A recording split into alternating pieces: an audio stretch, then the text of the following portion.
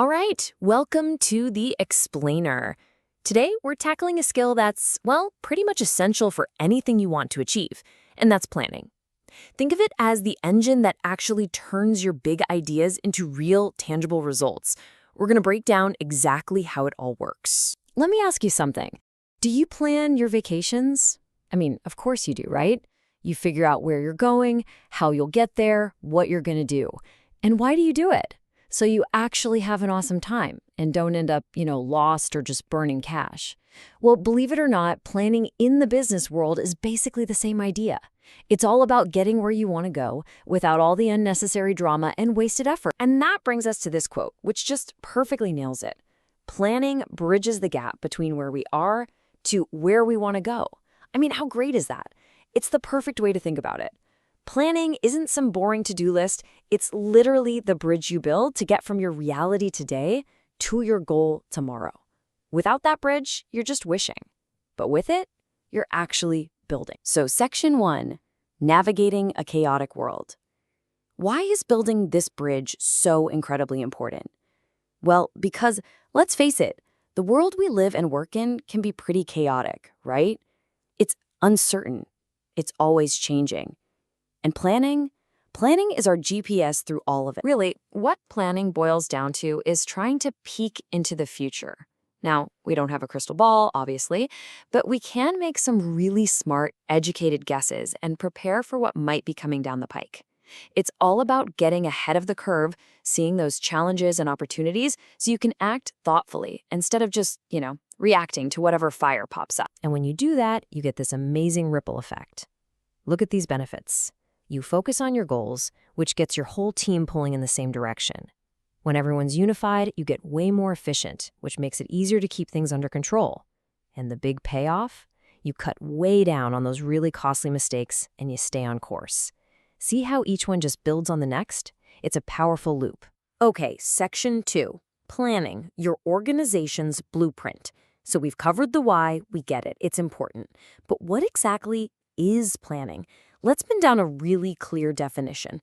Think of this next part as the actual architect's drawing for success. On the surface, it seems pretty simple, doesn't it? Just answering 4 questions. What are we doing? How are we doing it? When and who's doing it? But it's so much more than a simple checklist. The source material uses this great phrase, a mental predisposition to do things in an orderly way. And that is the secret sauce. It's a fundamental shift in your mindset. It's about being deliberate and forward-thinking, not just acting on impulse. Now, here's a classic trap people fall into all the time. They mix up planning with forecasting. They're not the same thing. Here's the easiest way to think about it. Forecasting is the weatherman saying it's going to rain. Planning is you deciding to grab an umbrella before you leave the house. See the difference? One is a prediction. The other is the smart choice you make based on that prediction. And these core features really show you how central planning is to everything. It's primary, meaning you can't organize or lead or control anything until you have a plan. It has to come first. It's pervasive, which just means everybody does it. From the CEOs sketching out a 5-year vision to a team leader planning a 2-week sprint. And it's not a one-and-done thing. It's continuous. It's always looking to the future. And at its heart, it's all about making decisions, choosing the best path forward. All right, Section 3, the 7-step planning process. So if planning is the blueprint, how do you actually sit down and draw the thing? Well, lucky for us, there's a proven 7-step process that can take you all the way from a rough idea to real-world action. This blueprint is super logical. It starts big and gets more and more specific. First, you set your main goal, your objective. Then you look at the weather forecast, you develop premises about the future. From there, you brainstorm all the different ways you could get there, you weigh the pros and cons of each, and then you pick the best one.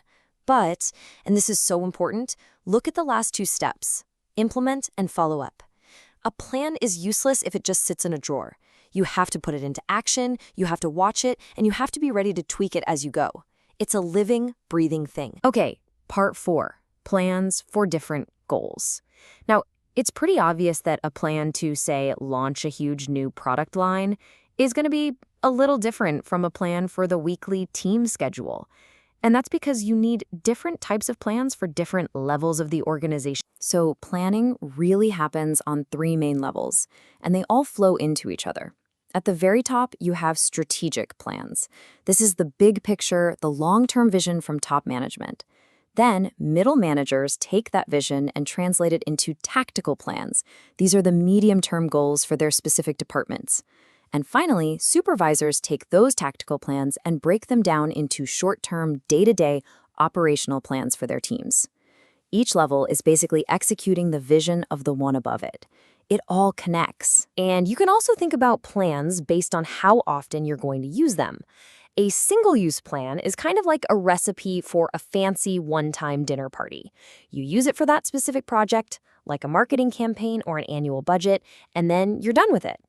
A standing plan, on the other hand, is like your recipe for making coffee every single morning. It's your company policy, your safety rules. It's the ongoing guide for things you do over and over again. All right, section 5 is the planner's dilemma. Now, it'd be really easy to stop here and just say, see, planning is the answer to everything. But that's not quite the whole picture. To be a really great planner, you have to be honest about its limits. And that's the dilemma we're going to talk about. It's a total balancing act. On one side, yes, planning gives you direction. It helps you deal with change, sparks innovation, and makes decisions easier. Absolutely. But on the other side, if you're not careful, a plan can make you rigid. It can lock you in and stifle creativity. It definitely costs time and money to do right. And at the end of the day, you're still dealing with an unknown future. Every single leader has to walk this tightrope. And this really brings us to the most crucial point of all. Truly effective planning is not about getting rid of all uncertainty. I mean, that's just impossible, right? It's about managing it. The goal isn't to perfectly predict the future. The goal is to build a strong framework that helps you make smarter decisions no matter what surprises the world throws at you. So I'll leave you with this question to chew on. In a world that's changing faster than ever, is a plan a roadmap or is it a cage? The best ones, they give you that roadmap. They guide you, but they let you take detours when you need to. But a bad plan, or one you follow way too blindly, that can become a cage, trapping you in old thinking while everyone else moves on. The real secret is all in how you use it. Thanks for joining me on The Explainer.